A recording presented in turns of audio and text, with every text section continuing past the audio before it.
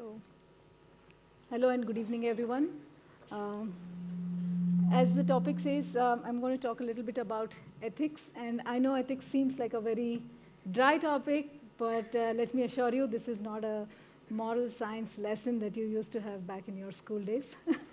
So, why is ethics important? So, as we all know, generative AI is extremely powerful, and a lot of us have hopped onto that bus to utilize generative AI. And it is powerful in the sense that it's changed the whole spectrum of how we look at AI today. However, I like this saying that comes in the Spider-Man movie, which says, with great power comes great responsibility. So it is very, very important for us to understand how ethics plays a big role in all the generative AI solution development or agentic AI solution development that we all are today focusing on. And I don't want to talk theoretically, so I'll give you some examples of industry where the sheer awareness of these incidents will help you understand why it is important to focus or wear the ethical hat when you're developing solutions in GenAI or agentic AI. So the first example that I would like to bring is, this is a recent incident that has happened in Google where spam filters that all of you will notice in your Gmail boxes that there is a folder called spam, and a lot of mails automatically get directed to spam. So there is an AI model behind this which is diverting spam, which is a spam detector basically. However, there has been a manipulation by the attackers who have gone into the data set, manipulated how you define spam. Basically, the labeling has been messed up with. And due to which now the AI is confused about what is spam and what is not spam due to the mislabeling that has happened. And this is one such example of how AI or GenAI or agentic AI could get manipulated. The second example is about Hugging Face. All of us use LLM models today from Hugging Face, and they are free and open source, some of them. But there have been 100 poison models that have been injected into Hugging Face platform. And the intention is malicious because everybody wants, not everybody, attackers want you to use their malicious to get their objectives fulfilled, right? So extremely important to be aware that this could happen with any GenAI, agentic AI solution. What is this examples that I gave you about? This is called data poisoning. And the key factors about data poisoning is the intent is malicious. They will go to any extent to get their malicious objective achieved. And how do they do it? There are 4 different ways. I will not delve into the details of how this happens in the back end, but just for you to be aware and read when you go back into your solution development is backdoor attacks. The second is data injection. So when you feed malicious data into the system through backdoor entries, it is one of the ways to bring in malicious content into your solution. The third is mislabeling, like the spam example is actually a mislabeling example. And the last is the data manipulation. So if I mislabel tomorrow, it is possible that you apply for a loan and you don't get it because I went back and tampered the labeling in the system, right? So it's important, extremely important for all of us to be aware how this could happen and how we should safeguard the solutions we are developing from any of such attacks that is possible. The second example I would like to bring to your notice. Okay. Yeah. And this is a true example which has happened with Chevrolet, the car manufacturing. So there is a bot that is used. So there is 2 tabs. One is the ChatGPT bot, where you could talk to the bot and get information that you want. And the second is chat with a human. Obviously, somebody has been trying to tamper with this bot. You can go through what the content is, but the intention is somebody is prompting the bot to get the new car at $1. And this is possible if you have prompts written in such a way that the bot is agreeing to what you're saying. This is, yeah, I would love to have a car at $1 as well, but that's not the right intention. I think you understand the whole idea of how somebody could manipulate the bot to get what they want. The second is some attacker, and these are all real cases, by the way, The attacker is trying to tell the bot to disregard all the guidelines that have been put into the solution already by somebody who has developed it and start swearing, right? And the bot is listening to the person, the attacker, and is trying to do the same. Now, this is highly, highly malicious. We do not want our bots to be talking like this to any of our users. It's bad customer experience at the end of the day. So what are these things called? These are called prompt hacks. And essentially, there are 3 types that people can do. One is injection, where you're injecting information into the prompts in such a way that you get what you want. The second is jailbreak. Jailbreak is essentially the prompts that you write to break the guardrails that exist already in the solution to get information. It could be for sensitive data information. For example, you want to understand somebody's salary as an employee, you could do a jailbreak and get that information through prompts. And the third is prompt leaking, which is about extracting or leaking data using prompts, because the prompts are at the back end using data. So you want to fetch that data which you are not authorized to look at. So these are some examples of prompt hack. Then there is bias. Now, all of us are aware of bias and how it could possibly influence our day-to-day transactions. If I, as a person, apply for a loan, and because I'm a female, I do not get the loan, then it is gender bias for sure. And there are many such biases that could happen. Now, the problem with bias is we are feeding in data which humans have in the past manually done, and that data is now going into GenAI and agentic AI as information. But humans are also biased. So basically, there is a possibility that the data that you're using is itself biased. Now, with GenAI, the problem is it amplifies the bias. It has learned a pattern which you do not want it to learn, but it has learned it multifold with all the high parameter weights that it's possibly assigning to these sensitive information like gender, like ethnicity, and many other things. And then it is amplifying it. I'll give you a real example of how this has happened in the past. So there is something called Compass, which has been developed in the US. And the essential use of Compass is when somebody does a petty offense and they are in prison, probably they get a term of 1 year, 2 years. Now, after 2 years, assume they're released, go back. There is a system called Compass, which is AI-based, and it is essentially used to predict, is this person who is now released from the jail going to offend again? So basically, it's a prediction model to predict if the person is going to be a repeat offender. Now, all the data that is possible about the prisoner has been passed to this AI solution, and it has built a good, accurate prediction model. Now, what has happened with this? By the way, this solution is no longer being used, and the reason is this. What it did, it has taken all the data, it has learned some pattern, and this is a stereotyped pattern that it has learned, that black offenders are twice more likely to offend than a white offender as a repeat offender, right? This is a pattern it has learned. However, do you agree that it looks biased? Absolutely, right? We do not want such patterns to be learned by the GenAI solutions or agentic AI solutions that we are building.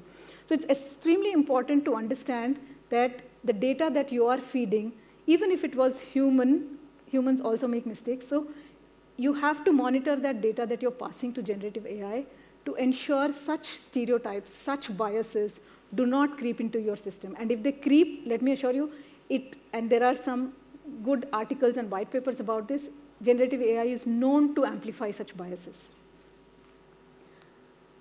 So yeah, that's what we talked about. The next example I'll give you, and again, this example is a very interesting one. This has happened as recent as Jan 14th, 2025, which is like 2-3 weeks ago. So if a lot of people tell me, oh, hallucination is no longer a problem, right? But look at this use case. This is a story of New York lawyers who asked ChatGPT to give 2 cases which they could use to substantiate their own case. I'm assuming all of you are aware that in a legal system, when you're arguing for a case, you can say in XYZ year, in XYZ case, this happened, so now I'm using that as a supportive argument to my own case. Now, in this particular case, they asked ChatGPT. ChatGPT has given them 2 use cases, which they have used for supportive this. They have also asked ChatGPT, can you tell us what you're telling is real? And by the way, ChatGPT says, yes, these are absolutely true cases, and these are quoted in Westlaw and LexisNexis, which are the use case, cases from different past historical cases that have been documented. It is so confidently telling them 2 use cases you can absolutely use to support your own use case, right? But if you go back and check, they have later checked it, and they realized these are not real use cases. But look at how confident ChatGPT has been to be able to give them such use cases. So hallucination still is a problem. You are looking at information. In today's world, there's so much being generated by ChatGPT or generative AI solutions. It's hard to now start saying which is real, which is not real. We are at that stage. So it's important for us to understand how, when we build solutions, we have to focus on ensuring zero is not possible, but minimize the hallucination that your solution could look at. The next use case, and again, this is super interesting as well. So New York Times has now filed a case on OpenAI, by the way. On what basis? So they have found many, many examples where the bots have recreated exact same articles which they have published in their previous papers. Now, and very similar to that, this is one such example. This is the output of ChatGPT. I'm not going to read the whole thing. You will get the slides if you want. But this is an exact copy of what New York Times had published. And this is the article that has come from ChatGPT when asked on a similar prompts that they have given. There's also another use case where you see, all of you know this is Thanos from that movie. I don't remember the name of the movie. But yeah, and there is a list of prompts that is available, by the way, on the internet. You could use the exact same prompts and develop the exact same image of this character, Thanos, right? So what does that tell us? There is no way to find originality anymore. There is a new problem of plagiarism.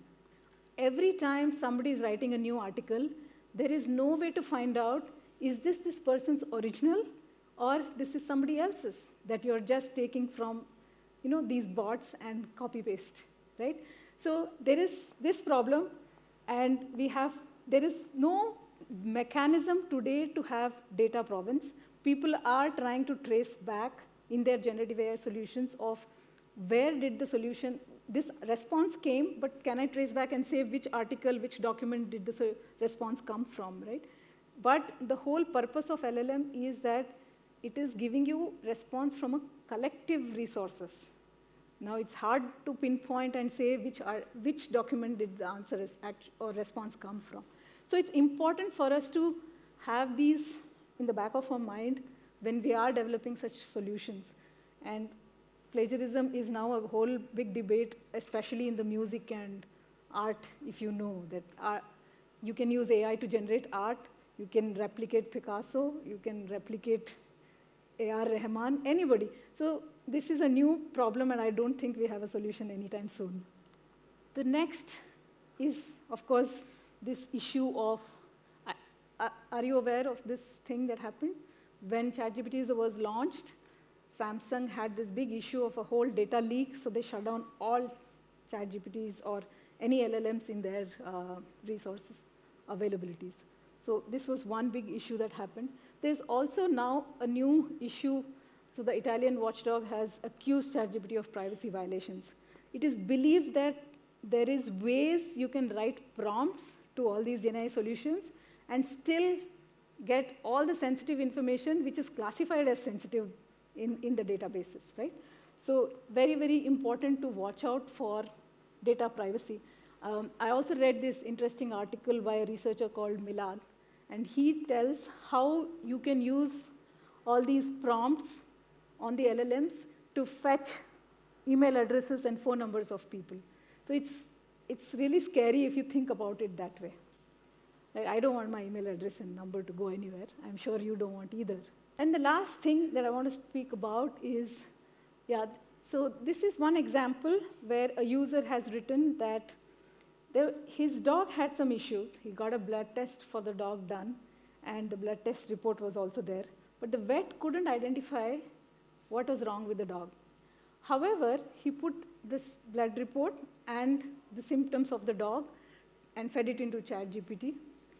And very, very precisely, ChatGPT could actually say what the issue with the dog is. This is a really good thing. Yes, we all want ChatGPT to do that for us, for humans also. There is another scenario where there is a test image of a husky, and ChatGPT in one situation has identified this truly as a husky, and in another situation, it has actually predicted it as a flute, but because it's looking only at the leg or probably something like that. Now the problem here is, if you ask it, why did you find this as husky? Why did you find this as flute? The explanation that it gives is exactly the same. So and in this particular case, where it actually did a good job, if you ask for an explanation, there is no clear way to know how it arrived at that solution, right? So there is a huge problem of explainability. Now, if there is a problem with explainability in LLMs, which is what black box models are for. However, I like black box models. I'm not against black box models, because human brain can think in 3 dimensions max? It's impossible for us to talk in 5th, 6th, 7th dimension of patterns that we can identify, right? But a machine learning algorithm like a black box can be used to solve these higher dimension problems or more complex problems, which is beyond the scope of integrally explainable models. So black box models are good, but I think the problem arises when there is a risk to these black box models, especially in situations of healthcare, like the previous discussions where I heard about medical imaging and all. You do not want to tell a person that you have a heart disease or cancer without being able to explain to him why you're saying so. You need explainability in certain scenarios, especially sensitive scenarios. Same goes with criminal justice, right? You need to know why you're blaming somebody as a repeat offender. You need to explain this logically to somebody to be able to convince and help them trust this ecosystem, right? So it's important to understand black box models should be used very cautiously and in certain areas only, not always. So what do we do to minimize? So I spoke about a lot of problems. It's not like I'm asking you not to use generative AI. Please use generative AI, but put in guardrails. It's important to ensure that whatever you're building and developing has certain rules and regulations which will help you minimize all the risks that we spoke about. The first one is, if it is possible, desensitize your data. So don't put gender, don't put age wherever it's not necessary. In certain scenarios, yes, because definition of sensitive data or PII information varies across industries. If I'm in the bank, I'm applying for a loan, I shouldn't be a child. You want to make that check for sure, so you need to know my age. However, probably you shouldn't use gender. So each industry could possibly have different definitions of PII. Follow those industry definitions, but wherever not required, just don't dump data for the sake of dumping into the solution. Second is content filtering. Now, with all these GenAI RAG solutions, you can upload your own data. But how do you control who is uploading what data? Somebody could be putting in something highly unprofessional, and you would want to control that. So content filtering is also an important aspect. Vulnerability assessment, I think I did attend the cybersecurity session. So it's important to check every touch point, every API call, what is the vulnerability, right? Prompt safety. We don't want somebody to take a car at $1. I'm sure you don't want to sell your products at $1 either. So ensure that no swearing happens. The prompts that are being written are monitored. Ensure there is safety in those. And then monitoring, of course, all of us would want all solutions to be monitored, even if they were not GenAI. even the regular AI models that were built before this or statistical models that were built before this, monitoring is a key element. We shouldn't forget that. With generative AI, the monitoring becomes very complex because there is no quantitative way of doing this. Everybody is coming up with different measurements. I'm only hoping that in industry, somebody brings up a standard way of doing things. How do you define model drift? Today, there is no quantified way of saying this is the measurement for model drift. There is no quantified way of saying, there is a data drift that has happened behind, or there is bias. How do you define stereotype by a GenAI output? It's not possible to quantify literally, right? So there are different mechanisms people are trying, and I'm sure as we evolve in this solution, there will be a standard practice set up like all technology evolves. Bias detection. Bias can be stereotype bias. There can be data bias, like I said earlier. Your data possibly could be biased. But there's also algorithmic bias. Algorithms are learning patterns from the data, but they probably are learning wrong patterns. It's always about analyzing causation versus correlation, right? You must see what is the real causation features versus what is possibly just a correlation, and it's not a pattern that you want your algorithm to learn. And then there is zero trust architecture. So one of the articles I was reading said, even if it's your boss, don't trust, don't give him authorization. Have to go through the authentication process to enter any ecosystem to do their job, right? So zero trust, don't trust anybody. Then fine-tuning.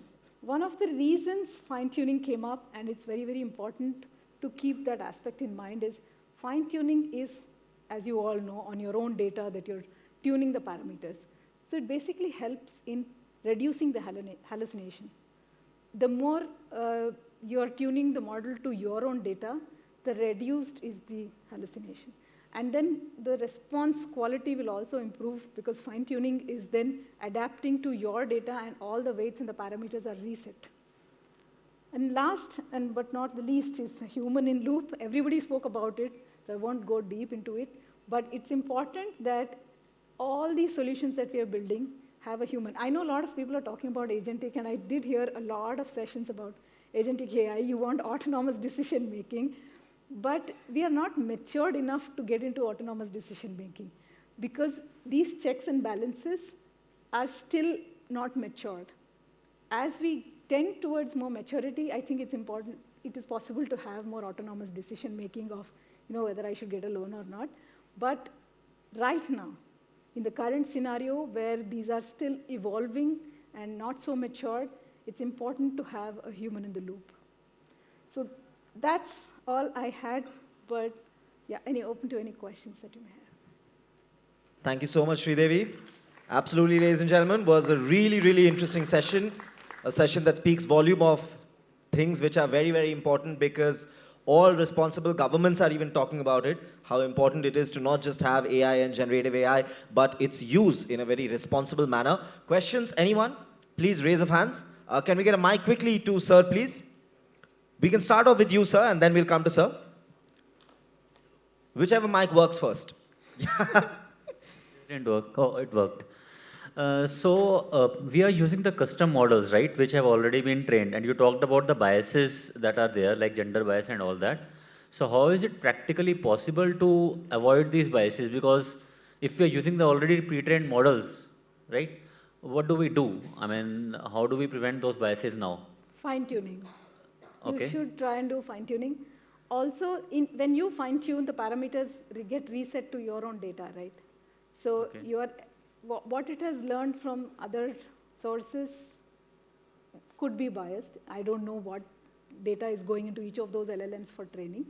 But when you try and train it on your own data is in your control. You can eliminate any biases that you see in your data. And fine-tuning is one of the ways. I'm not saying it will become zero biased, okay, but at least you will minimize.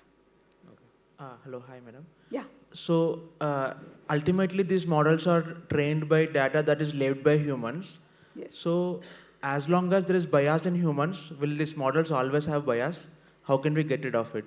Yeah, so biases in humans is a very valid point. Yes, that's what I was also trying to say, that humans are biased and generative AI is just amplifying that bias that exists. That's why it's important to have that extra step of bias detection, the stereotyping and all. You have to have checks and balances put in place to ensure. You can also write prompts which says, avoid stereotyping. You know, a lot of people I see put those into place and say, don't say brown Indian software engineer. No. Avoid stereotyping, and you can help the prompts and the solution to learn to avoid stereotypes. And then also have bias detection mechanism for all the outputs that are coming, so that you can go back and help the system unlearn some of these biases that it has. And then, of course, fine-tuning, like I said, because data will be in your control. So you're going to feed it data which is probably unbiased, and then, like I said, no zero bias, but at least it will minimize. Hi, this is Shankar. I work in Arista Networks. One of the questions related to the explainability, right? It is very much important in a critical system. So I would like to know what is the current state of the research, what is happening in the explainability? Do you have a... Explainability, a lot of work is happening for sure. There are intrinsic explainable models, which I think can handle to a certain level of dimensions, but higher the dimension, then the intrinsic explainable models get difficult to use. But there is also post hoc explainability that people are talking about, so which is what your SHAP or LIME. In fact, you have one for deep neural networks as well. So some are model specific, some are more general, but these are post hoc. So basically, after you have built the model, you are trying to understand how the explainability of these models are. And those are some of the ways. I wouldn't say they're the best, but at least you have an idea of which features are playing an important role. Is there gender that's playing an important, significant parameter? Then do you want to drop it off from your model? So at least it's giving you an idea, if not a sense of, can I measure and say X% increase in this leads to a Y% increase in the target variable? No, that's not possible with explainability, but it will give you an idea of, yes, these are the 10 parameters that are helping me predict my Y, but it can only give you in a proportion.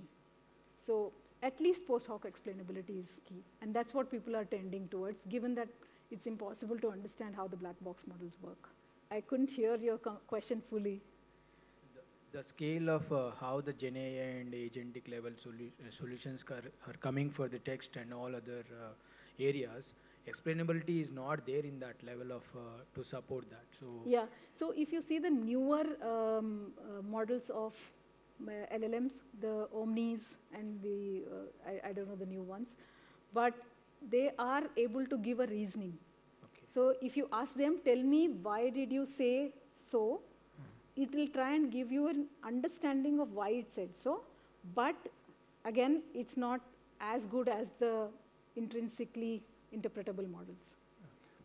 So recently Perplexity AI and all, right, they are giving citations. So is those things would be good enough for to make that explainability aspect in all these scenarios, or is any other aspects also need to be considered? There is a lot of research going on in explainability. I don't know what was the Perplexity paper about, but these are post hoc, right? Like you build a model, your model has learned the patterns. You're just trying to say. I was mentioning like Perplexity AI, I mean like OpenAI, right? They also comes with their search results, but comes with additional citations. They will give that where this data originates from. So that won't be good enough for our explainability aspects. That's my question also. No, because full explainability happens when you can say that this contributes to your, the output by this percentage. That quantification cannot happen in black box models, right? You can only get to a reasoning that you can say that, okay, this is 10% more important than the other variable. You can do that level of quantification, but you cannot say, I increased the income by 1 rupee and that's why this changed by 0.5. It's not so mathematically explainable. Okay. Check. Ladies and gentlemen, GenAI and ethics, Sridevi Vadapalli. Can we have a huge round of applause for Sridevi, please? Thank you so much, Sridevi. We couldn't have asked